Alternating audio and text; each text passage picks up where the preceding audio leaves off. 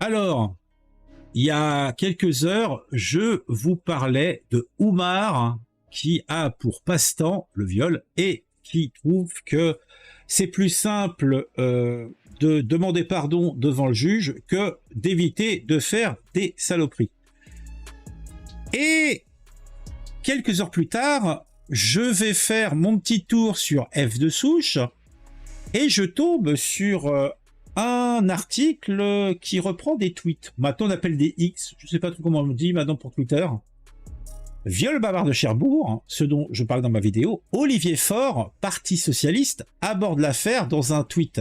Ce dernier ne comporte aucun mot pour la victime dans le coma, mais cependant il va s'insurger d'un racisme découlant du profil du violeur qui se nomme Oumar N. Alors, lui, sur ce fait divers, ce qui lui déplaît, c'est que on mette en exergue le patronyme, je sais pas comment on dit, le petit nom, le prénom de ce monsieur des 18 ans qui a déjà une belle carrière alors qu'il n'a que 18 ans. Et il s'insurge contre ça. Par contre, à aucun moment, il va avoir un mot pour la victime qui est encore, à l'heure où j'enregistre cette vidéo, entre la vie et la mort. Elle n'est pas tirée d'affaire. Donc, l'irrespect total de ce monsieur n'est plus à démontrer. De toute façon, être socialiste en 2023 montre déjà qu'on a un problème d'ordre psychologique, ça me semble clair. Et il me semble également que c'est, là encore, une petite réflexion clientéliste. Ah, vous voyez, moi je suis avec vous, hein. Ah, moi je suis pas comme les autres, hein. Minable. Mais bon, cependant, on va quand même un petit peu lire ce fameux tweet. Mais avant de lire ce tweet, si on regardait un petit peu des flammes brûlées.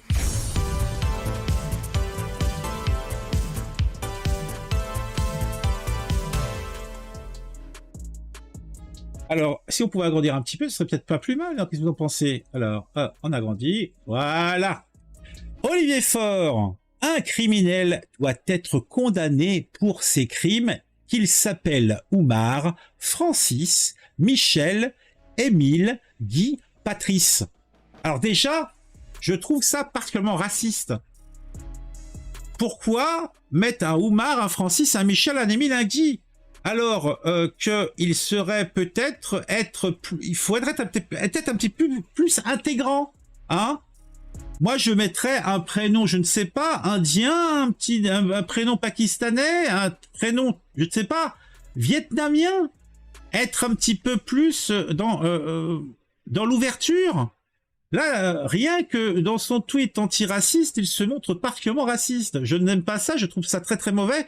C'est l'heure les plus sombres de notre histoire qui reviennent, c'est le bruit des bottes. Je suis à deux doigts de défaillir devant de tels excès. Mais bon, en tout cas, la barbarie, la perversion, le vice, non, ni couleur de peau, ni nationalité. Mais, peut-être, mais il se trouve que statistiquement, il y a un plus grand pourcentage de barbarie, de perversion, de vice dans certaines populations. Effectivement, cela n'est pas obligatoirement lié à des races, donc on vient. Mais c'est peut-être un statut social, peut-être des problèmes psychologiques, peut-être l'ADN, je ne sais pas, je ne sais plus, je suis perdu. Mais je me pose des questions. En tout cas, la barbarie, la perversion, le vice n'ont ni couleur de peau, ni nationalité. Se servir d'un acte odieux pour sous-entendre que les immigrés sont des violeurs est raciste.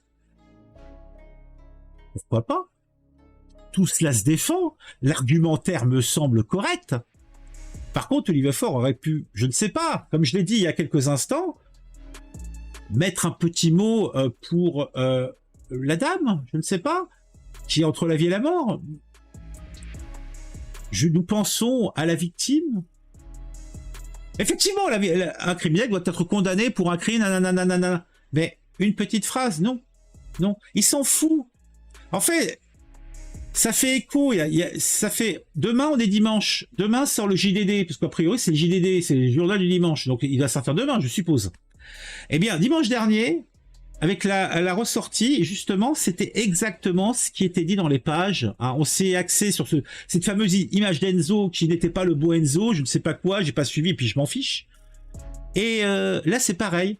Il y a quelques jours à peine, on nous parlait de l'absence totale de visibilité de certains crimes qui visent certaines personnes, des victimes du quotidien, des victimes qui n'ont rien demandé à personne, hein, dont on ne parle pas dans les fameux réseaux de politiques, plus ou moins politiciens qui préfèrent parler de personnes déjà qui sont pas des gens très très honnêtes. Il semblerait qu'ils en font des victimes alors qu'ils ne sont pas, et qui ne s'intéressent pas justement aux vraies victimes, aux personnes qui là aussi n'ont pas d'origine, qu'ils s'appellent Oumar, Francis, Michel, Émile, Guy, Patrice, Simone, Thérèse, Sabrina ou je ne sais pas quel nom.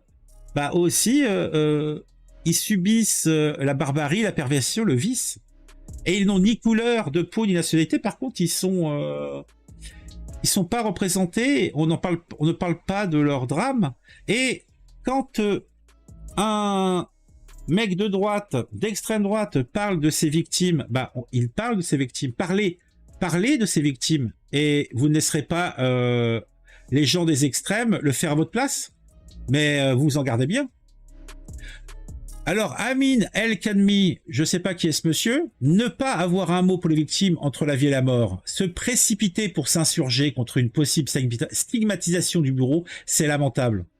Bah, je ne sais pas qui est Amin El Khanmi, mais bon, je suis d'accord avec lui, ça me semble évident.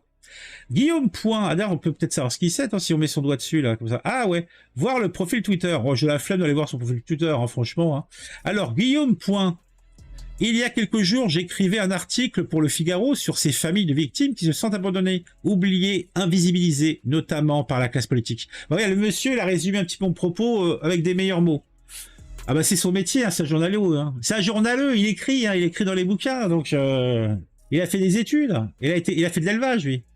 Encore une triste illustration ici, aucun mot pour la victime du viol barbare à Cherbourg. Eh oui, c'est triste, mais c'est exactement ça.